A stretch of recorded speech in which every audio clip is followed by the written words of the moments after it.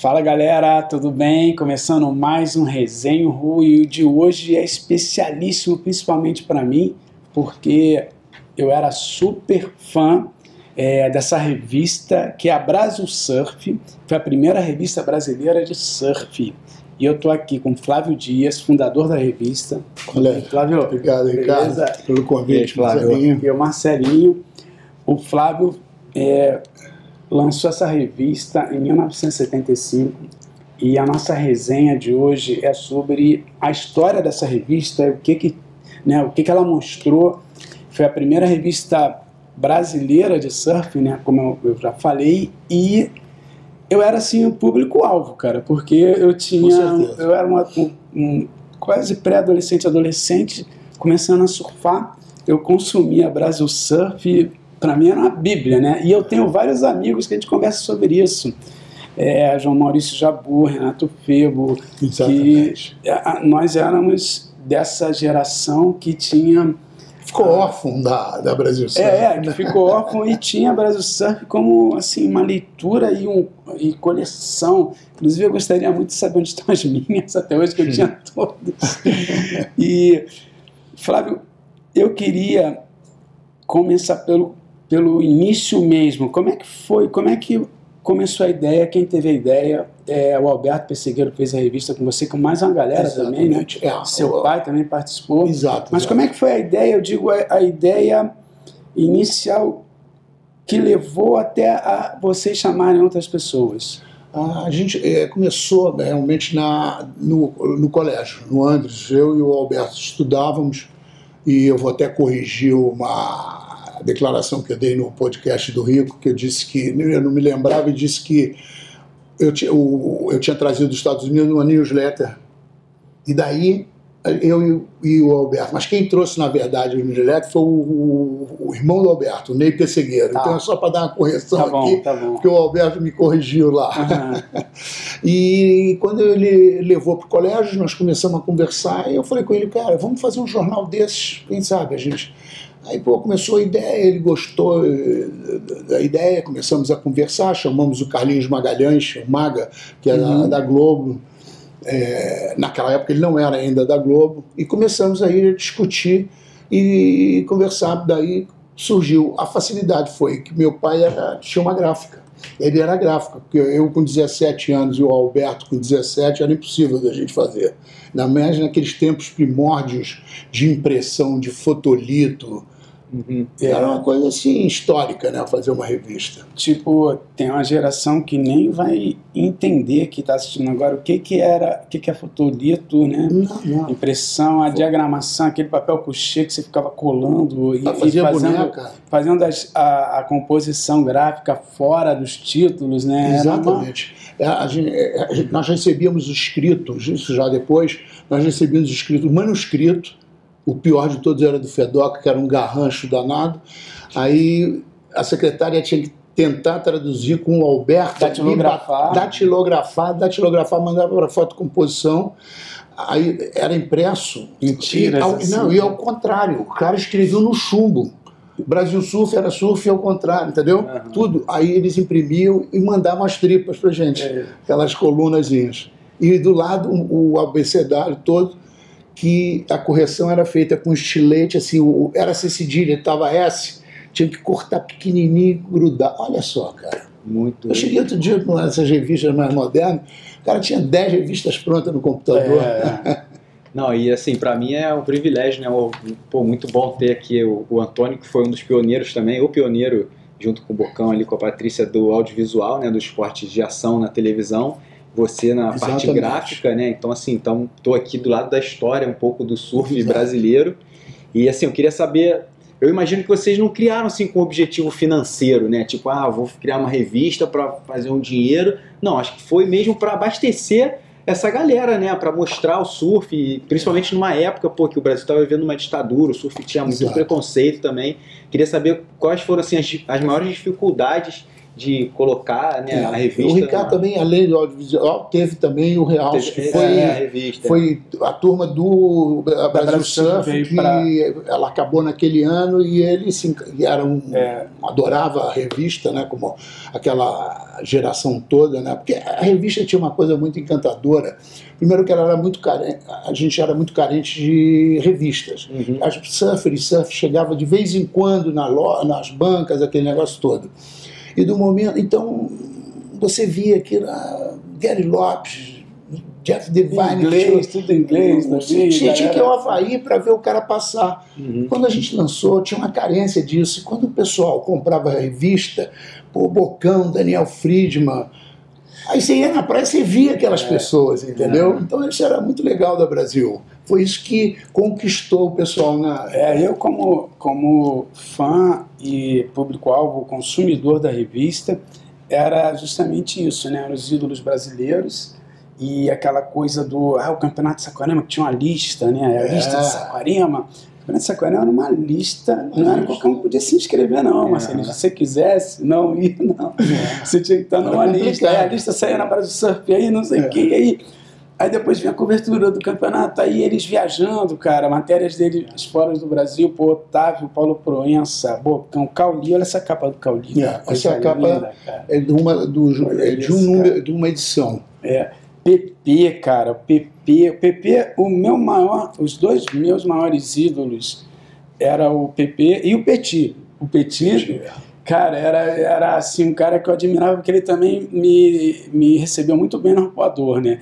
Então, cara, via esses caras e depois conhecia ele, ficava amigo. Cara, foi realmente, eu acho que a Brasil Surf, ela marca pelo impulsionamento que ela dá para o mercado do surf, né? Que foi a primeira revista, populariza o esporte, não tem jeito. E também pelo trabalho deles, porque hoje em dia você vai na praia, tem os fotógrafos e os surf mappers, que depois você compra sua foto e tudo. Agora, imagina para eles montarem uma equipe de fotógrafos, colaboradores, pessoas para escreverem, vender publicidade, tudo. A distribuição também ia para o Brasil inteiro.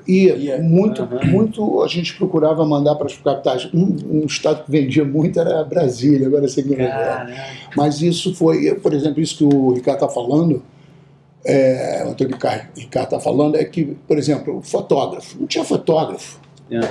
Sabe, o Newton Barbosa chegou lá com uma lambi-lambi e tal, a gente acreditou nele, ele realmente era um cara que trabalhava, aí veio o Rogério Erlich, Klaus Mitterdorf, e aí a gente começou a criar uma equipe, financiar a máquina, financiar a teleobjetiva, porque você tinha que ter uma tele de 500, tinha que ter, era o máximo ter uma tele de 500, de 1000, né, para ter uma coisa. E daí que começou a se criar a mesma coisa na parte de editorial de textos.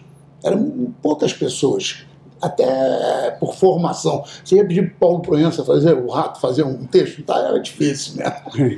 E qual foi momentos marcantes, assim, uma edição que você acha que, sei lá, que mais vendeu, ou assim, eu te digo o seguinte, para mim continua sendo a número 1, porque a número 1 foi, nós fizemos na época 5.000, 4.000 exemplares. Vendeu no minuto. Caramba, que legal. Em uma semana o distribuidor ligaram, que era o Fronap, ligou pra gente e disse, cara, acabou. Então tá todo mundo me pedindo. Aí nós conseguimos reimprimir, olha que loucura. Reimprimimos mais de 2.000, 3.000 e vendeu tudo. E qual era a periodicidade? Era bimestral. Bimestral. Muito difícil de fazer a bimestralidade, pela carência que existia de produzir. Se não me engano, a Surfer também era, não era? Bimestral. No início eles eram. Bimestral. A importância da Brasil Surf, ela é junto com a história do surf do Brasil, na minha opinião, como né, falo desse assunto desde os anos 80, né, até um pouquinho antes, e eu coloco assim a Brasil Surf lá em cima, porque retratar isso aqui, olha aqui, gente, essa foto aqui do PP, cara, isso aqui, pô, mostrar essa geração que é a base de tudo, né? Eu acho que o surf ele foi construído e chegou onde está agora porque essa galera aqui batalhou muito, competiu e Muito. foi atrás de patrocinadores, mostrou o surf, botou na TV, né? E eu digo, botou na TV nessa época aqui que tinha o Esporte Espetacular, né? Sempre tinha... ele anunciou ele lançou no mesmo ano Brasil Surf e Esporte Espetacular. E era anunciante do olha que o Rico aqui botou a TV Globo, camisa da TV Globo com o Charles Thompson nele. Tá com o Charles Era Thompson anunciante da Brasil Surf, o Rico patrocinado pela TV Globo. Então, assim, a importância da Brasil Surf é gigante, cara. E, sinceramente, você esperava sou suspeito esse pra falar. Não. Até respondendo a tua pergunta que eu não respondi, eu e o Alberto nunca fizemos a revista com fins lucrativos de ganhar. Era pura paixão pelo esporte. Pô, meu pai pegava onda. Meu pai tem foto de 1948, ele fazendo uma prancha no Leblon de madeira enorme. Então, quer dizer, é uma tradição nossa. Então, nós fizemos aquilo no amor, no carinho, né? Uhum. E a Brasil Surf foi muito importante também, não só para a divulgação do esporte, como também a gente funcionou muito, como a gente batalhou muito para fazer uma associação, uma federação. Funciona quase como uma federação. Exato. A gente funcionava, a sede da revista tinha encontros. Tinha encontros, isso era muito legal. A gente fazia sempre, antes das edições saírem, a gente chamava a cúpula, Bocão, Cauli, Lério e Fedoca, para a gente decidir o caminho. Era uma revista, assim, especificamente de surf, né? Porque existia aquela pop. Mas pop não era, não falava a nossa língua. De uma maneira outsider, uma matéria ou outra. Exatamente. Né? E nós, por exemplo, várias vezes nós demos carta de declaração que o Bocão, que o Rico era surfista, que saía na revista e tal, para conseguir patrocínio. Quer dizer, a gente era uma entidade, além, entendeu? Naquela época tinha uma taxa para você sair do país de $1.000, você imagina. Tinha que pagar $1.000 para sair do país, né? Então o pessoal queria ir para o Havaí, já ia com $100, né? Para botar 1.000, aí nós conseguimos por várias vezes, com cartas solicitando, dizendo que ia participar de campeonato, essa coisa toda, e o governo abria a mão. Legal. Sim. Enquanto ele está falando, está rolando aí imagens do documentário feito, né, sobre a Brasil Surf. Fala um pouco desse filme, Flávio. O filme foi feito pela Massangana, pelo Roberto Moura, e é um documentário da vida da Brasil Surf, né? São entrevistas comigo, com o Alberto Pessegueiro, com várias pessoas que trabalhavam na época, e declarações dos melhores surfistas da época, né, que conviveram com isso. E falando hoje em dia da Brasil Surf, você tem um Instagram ativo, né, que eu acompanho, exato, onde você solta partes da revista, né, às vezes uma matéria inteira, casos da revista, alguns vídeos também, e esse trabalho você está fazendo constantemente. Constantemente. Né? Brasil Surf? Revista Brasil Surf. Revista Brasil Surf. Tá, beleza. Vai lá e ver. Tá, não, tem lógico, muita história aqui. Tem muita história antiga, histórias do PP. Eu tenho muito revival, entendeu? Que é muito legal isso, né? Que poucos sites dão valor a isso, né? Eu até aproveitar aqui para fazer uma né, quem estiver vendo aí mais jovem, quem puder também direcionar, às vezes a gente vê até um campeão, um cara que surfa bem, ele só para dar uma declaração, aí ele fala assim, é muito bom ver que os brasileiros em pipeline estão arrebentando agora, né? Porque ele nasceu, sei lá, 20 anos atrás, não viu nada de história. Exato. A molecada não se preocupa e não quer estudar, e também não tem muita fonte, e acha que, acha que fez, aconteceu e está acabado, e não lembra, né? Do Renan, em pipeline, do PP, né? E aí fica... Tail. Tail já a gente já está falando já tinha fluído e tudo, mas eu digo assim, a galera daqui, né, da Brasil Surf, e você vê a primeira geração de surfistas profissionais brasileiros, ela é retratada aqui, ela começa a ser retratada aqui. Né? E esse ano está fazendo 50 anos, né? 50 anos. E aí tem também esse aqui é a boneca do livro. Essa é a boneca do livro que eu estou escrevendo junto com o Rosaldo Cavalcante, que é o editor, Fedoca, o diretor de fotografia, o Fernando, meu irmão, é diretor gráfico, junto com o Gugu, e a Suzana, que entrou Suzy, que entrou no grupo agora, e devemos lançar até o final do ano, se tudo correr bem, né? Porque trabalhar com livro no Brasil não é mole, não. Aí é obrigatório. Se você surfa, quer conhecer a história do surf, e se você é jornalista, influencer de surf, olha, não deixa de comprar, que você vai ter fonte aqui de trabalho mesmo, né? Então, o livro da Brasil Surf vai ser um livro que vai ser uma consulta, nós estamos fazendo ele uma história mesmo. E a Brasil Surf, eu já fui a várias formaturas que a Brasil Surf foi usada como tese de doutorado na UERJ, em São Paulo. É muito legal. É a história, como o Antônio Ricardo fala e você, é uma história, aqui é uma bíblia, aqui está o começo de tudo, entendeu? Então vai lá no @revista Brasil Surf. Aí vai, Marcelinho. Não, eu queria saber, foram 19 edições no total, né? Foram 19 edições. E vocês não tinham... O que aconteceu, assim, para ter parado, né? Porque, bom, assim, hoje em dia a gente viu que praticamente, né, acabaram as revistas de surf, né, mas... Não sei, queria entender, assim, um pouquinho por que parou, se foi uma coisa de vida, sabe? Vocês seguiram outros projetos? Não, o que aconteceu foi o seguinte, na época... o mercado de papel entrou em crise, o mercado de petróleo entrou em crise. Então, e nós procurávamos cada número melhorar a revista. Se você vê o número 1 e vê a número 19, você não acredita a evolução. Era preto e branco a número 1? A número 1 era preta e branca e duas cores, azul e preto. Entendeu? E aí você acha que isso, assim, de querer sempre buscar evolução e teve essa crise, né? Também, teve, junto o nosso custo era altíssimo, o papel, nós importávamos o papel, imagina que loucura, nós importávamos o papel para ser um papel parecido com o da Surfer, e o próprio mercado do surf, como ele varia hoje em dia, né? Ele caiu.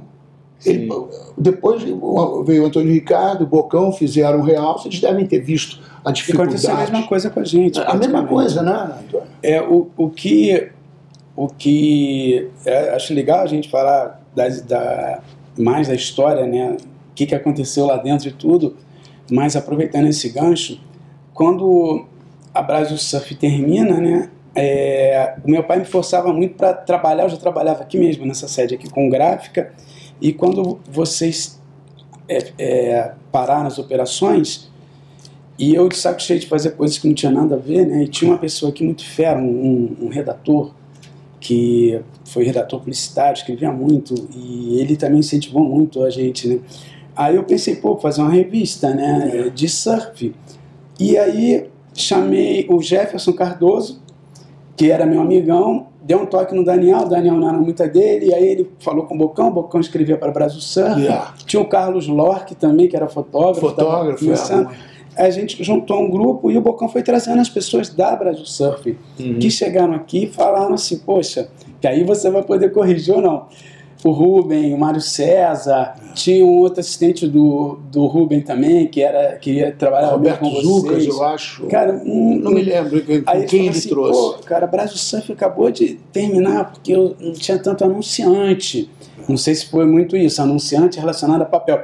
Você vai fazer uma revista de surf, tem que fazer uma coisa um pouco mais ampla para o jovem. E tanto é que o Realce, ele tinha surf como carro-chefe, mas a gente falou de moda, de música. A gente diversificou para buscar os anunciantes da moda que na época estavam bombando. Company, Richards, Dimples e outros que vieram com tudo. A Armando Bocão, a Patrícia, tinha um network gigante com essa galera, trouxe todo mundo, toda a revista tinha um editorial de moda, coisa que nunca teve na Brasil Surf, né?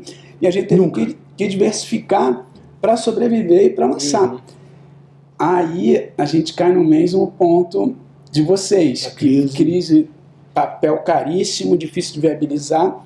E aí, uma vez, o Sérgio Malandro, que trabalhava com a gente, me levou para ver um programa dele. Eu tive esse clique de TV, vendo a facilidade. Porque você... Foi o primeiro, bro. Você falou outra coisa, a dificuldade de fazer revista, não tinha computador, né?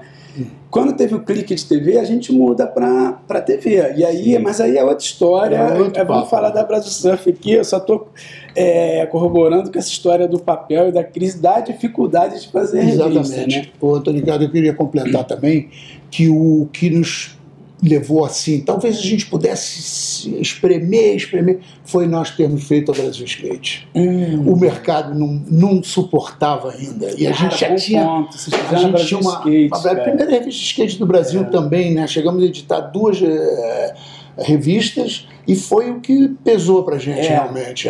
Foi aí que... Porque o certo era a gente ter feito um encarte, ou botar as matérias, tinha, a gente fazia... A gente diversificava um pouco, não em moda e tal, mas a gente diversificava em windsurf, voo livre, que eu fazia, depois Tico, essa turma toda foi também pro voo livre, né? E como... Mas falando, qual foi o momento assim, pô, vamos ter que encerrar? Por que veio isso? Tem algum momento, um fato assim exato para vocês? Vamos encerrar porque começou a ficar apertado. Mas os anunciantes estavam parando, os anunciantes entraram em crise violenta também, reduziram. O que nos segurou os últimos anos foi São Paulo. E aí o Rogério Erlich ia para lá também comigo vender propaganda, essa coisa toda. Mas foi muito difícil o final, né? Aí o Alberto teve uma proposta de ir para a Rio Gráfica, né? Eles aceitavam a Brasil Surf vender mais do que eles, né? E se aceita, que eles não aceitam no surf, né? A Globo sempre tem essa parada de... vou lá buscar. Não, de não querer botar alguma coisa feita por outros, né? Tinha mais isso, agora melhorou. Aí o Felipe Zander chamou, disse, então eu compro a revista e tal, eu compro tudo. E o Alberto e o Fernando, meu irmão, vieram me propor falar sobre isso. Eu acho que na época eu falei, não, porque a revista foi feita dentro da minha casa. Na casa dos meus pais. Esse ponto é bom, vocês recusaram a vender para a editora Globo? Não, eu não quis. Para Rio Gráfica, né? Para Rio Gráfica, que era ali pertinho da gente. E eu falei, não, eu não quero, não topo e tal. E fiquei sozinho. O Alberto falou, depois de um tempo, falou, eu vou. E foi a melhor coisa que ele fez mesmo, né? Que ele virou quem ele é. Isso aí. Essa agora, uma coisa que eu acho que é legal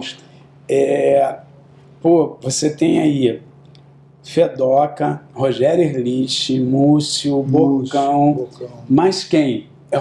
Rubem Gimenez, Roberto Zucas, Fernando Dias, Mário César Pereira Carneiro, Edu, não me lembro o nome dele, até os 2 filhos dele, tive com ele ontem na Macumba, Nunes, não me lembro.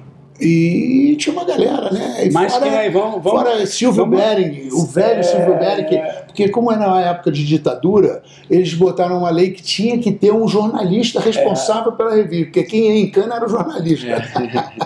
E foi aí o Silvio morava no prédio nosso, na Ipanema, e a gente conversando com ele, com os meninos, ele falou, não, meu avô é jornalista, e ele aceitou. Depois foi o pai do Carlinhos Magalhães, também, que também era jornalista e diretor. Mas tinha que mostrar para alguém antes de... Tinha que estar escrito no staff. Tinha que estar no serviço ali, no staff, tinha que estar. Nunca tivemos que mandar a revista, mas chegamos a tomar dura por causa de um anúncio que a gente fez com as pessoas peladas. Foi o primeiro anúncio, assim, saiu na revista, aí tomou uma durazinha. E como é que é hoje, assim, a galera saudosista ainda te manda mensagem no direct, a galera fala, pô, que saudade, pô, apareci na revista, pô, a matéria tal. Não é nem os surfistas da época, não, é a geração, as gerações que vêm depois, até mais ou menos aquela geração que o Brasil acabou numa fase de novos talentos que a gente ia começar, né? Frederico Dorei, o irmão do Bombinha, que é a capa da última revista, o Durval, acabou ali. E aí, cara, me perdi. Não, da galera saudosista te manda as mensagens que eu recebo no Instagram é assim, apaixonados, cara, apaixonados, pessoas que você vê que curtiram, que curtem até hoje, que me dão uma força para fazer as matérias. Pô, nós temos hoje eu tenho pouco, são 22, eu tenho 2 anos que eu estou fazendo esse Instagram. Tenho 22 mil seguidores, mas tenho uma visibilidade de 350 a 400 mil visibilidades por mês. Muito legal. A cada 30 dias 300 a 400 mil pessoas veem. É um resultado legal, uma coisa que pô, que legal, que continua um trabalho. Olha, eu acho que você tem um futuro ainda muito bom com a Brasil Surf, com o lançamento do livro. Eu acho que você pode fazer muita coisa no digital, né? Com certeza. Porque é um material rico e você pode continuar a fazer material, né? É uma marca incrível. Claro. E eu realmente, de novo, eu já devo ter falado 3 vezes, eu sou suspeitozaço para falar, porque eu sempre fui fã, me inspirou a fazer o meu negócio na minha vida. A realidade é essa. Eles me inspiraram a fazer o Realce, né? E o Bocão trabalhava com eles, então não preciso falar mais nada, né? É isso, história do surf brasileiro aqui do meu lado. Pô, o maior privilégio fazer esse programa aí com vocês. Pô, queria agradecer. Obrigado. Flávio Dias pela participação. Obrigado. E aí 50 anos, parabéns. Ricardo, obrigado pelo convite. Adorei rever aqui, porque eu vim há 45 anos aqui. Quando eu passei na rua, eu falei, pô, eu já vim aqui. Quando era a gráfica do seu pai, né? Isso aí. Que era aqui atrás, no fundo. Ali atrás. Muito legal. Parabéns aí pelo programa de vocês, a gente sempre está olhando. Beleza. E é obrigado isso, pelo convite. Pô, valeu. Obrigado a vocês que ficaram com a gente até aqui. Espero que vocês tenham gostado. Em breve a gente volta com mais resenha para vocês. Um abraço e até a próxima.